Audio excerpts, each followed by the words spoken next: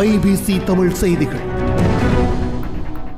ராணுவத்தினர் அனைவரும் போர்க்குற்றங்களில் ஈடுபடவில்லை எனவும் அவர்களில் சிலர் மட்டும் போர்க்குற்றங்களில் ஈடுபட்டதாகவும் நாடாளுமன்ற உறுப்பினர் ஃபீல்ட் மார்ஷல் சரத் பொன்சேகா தெரிவித்துள்ளார். இந்த விடயத்தை அவர் தெரிவித்துள்ளதாக எமது செய்தியாளர் குறிப்பிட்டார். மேலும் தெரிவிக்கையில், ராணுவத்தினர் எந்த சந்தர்ப்பங்களிலும் போர்க்குற்றங்களில் ஈடுபடவில்லை என்று கூற முடியாது.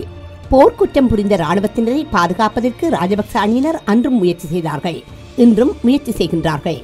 இலங்கை ராணுவத்தினரின் நற்பெயரை சர்வதேச மட்டத்தில் நாம் பாதுகாக்க வேண்டும். குற்றம் செய்தவர்கள் தண்டிக்கப்பட வேண்டும்.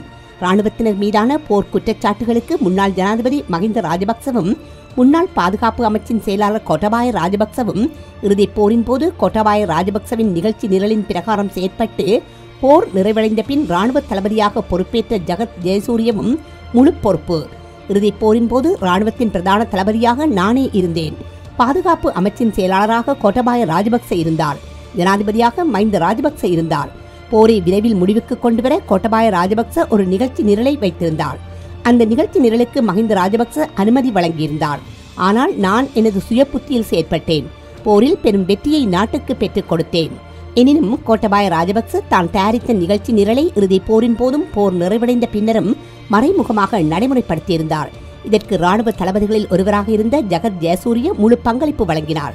இவர்கள் இருவரினதும் இந்த செயற்பாடுகளினால் போரின் இறுதியின் போதும் அதன் பின்னரும் சில குற்றங்கள் இடம்பெற்றதாக எனக்கு தகவல் கிடைத்தது.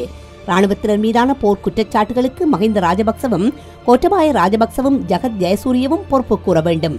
அதை விடுத்து கிளிநொச்சியில் பிரதமர் ரணில் விக்ரமசிங்க போர்க்குற்றம் தொடர்பில் தெரிவித்த கருத்தை இவர்கள் விமர்சனம் செய்கின்றார்கள்.